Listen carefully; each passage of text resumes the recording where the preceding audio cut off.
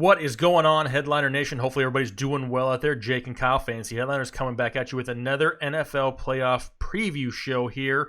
And this one we're talking about the Sunday games to start off here. Houston at Kansas City is going to be the game we're going to be discussing here in this video.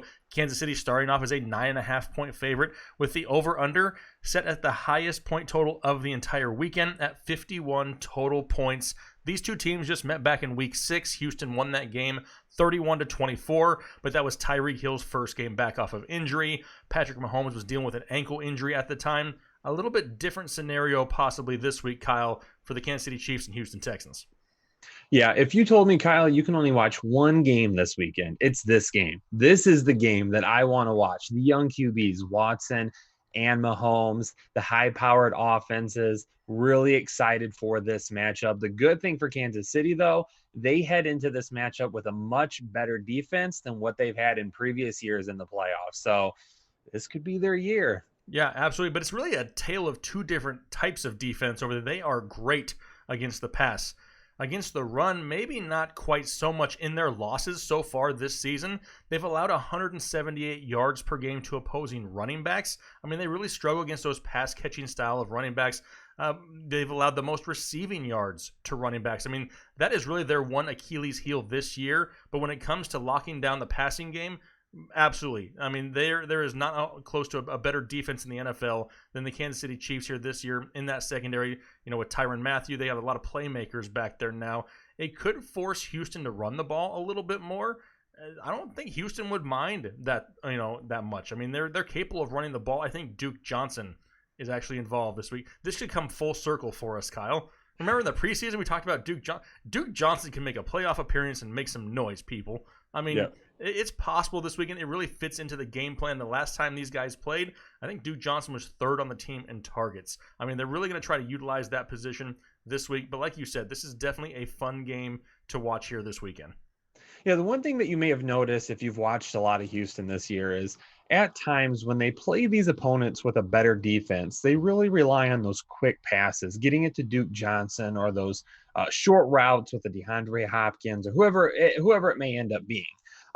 Will Fuller is a little bit banged up right now. Those things become easier when he's out there and can stretch the field. So I don't know, really haven't heard whether or not he is going to be out there this week. He is officially questionable with a growing injury. If he can be out there, I think that really makes that short passing game a lot better for the Houston Texans. But quite honestly, I don't know how much it's going to matter, right? Kansas City's rolling right now. They want to get a big win this weekend. And honestly, I don't know if Houston has the defense to step up. Now, J.J. Watt being healthy and back last week for them was huge. I don't know if they win that game without him last week. So he's going to make a little bit of noise this week as well. But the defense, I mean, on Pro Football Focus right now, they have the 31st ranked defense. That's how bad the defense has been in terms of the grades at Pro Football Focus. Now, take that with a little bit of a grain of salt if you want to, because they don't always have the best grades in the world, and it can fluctuate a little bit. But the defense hasn't been great at times, and that spells a lot of good things for Patrick Mahomes and company. I mean, I didn't always have the best grades in the world either, Kyle, and look where I ended up. On YouTube, a pretty face. Yeah, exactly. I mean, thanks for the sympathy, people. But no, this could definitely be an interesting game. And I mentioned the name earlier, and we talked about Duke Johnson, and we laughed about it and mentioned some preseason takes on him. But given the stats that we gave, this is really kind of lining up for somebody that I would look at as a possible DFS play this week. A lot of people don't give two craps about Duke Johnson. Everybody's looking at the number one options for all these teams. Duke Johnson, somebody, if you're looking for a little bit of a salary cut to get in there with a cheaper running back, that's the guy I'd be looking at here this week.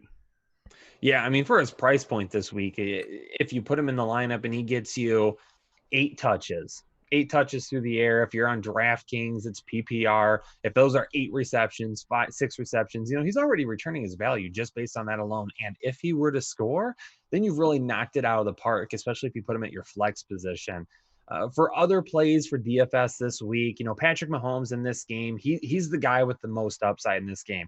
Some people might want to go Deshaun Watson, but I'm going to pay the extra money and just go with Patrick Mahomes, especially in cash. Now, Damian Williams is the one guy that I'm probably going to have in as many lineups as I can possibly get this week. Now, it was week 9 that he kind of started to take that job back from LaShawn McCoy. He ended up getting hurt in week 11 and then missed some time and came back in week 16. But in weeks 9 and 10, he had 12 carries for 125 yards, and then he had 19 carries for 77 yards. Gets hurt in week 11, comes back in week 16, 16 carries for 65 yards, and then he finishes the season with 12 carries for 124 yards. But even his targets during that time frame, he had games where he had 3 games where at least 3 targets in the passing game. In the final game of the season, he had 7 targets. So I think they're going to utilize him a lot this week against the Houston Texans. I think he is a must play for me in really any type of format.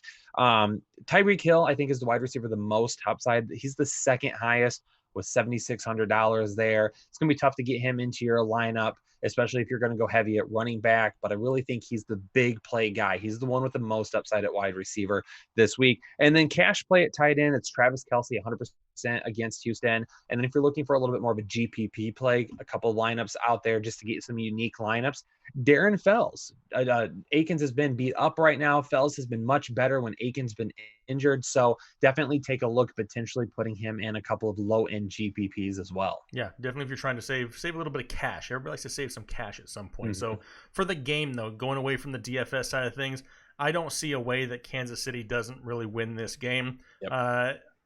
Out of all the games, maybe, I think that this one has the most opportunity to get out of hand a little bit. I mean, I would not be surprised if Kansas City wins this game by 2 scores.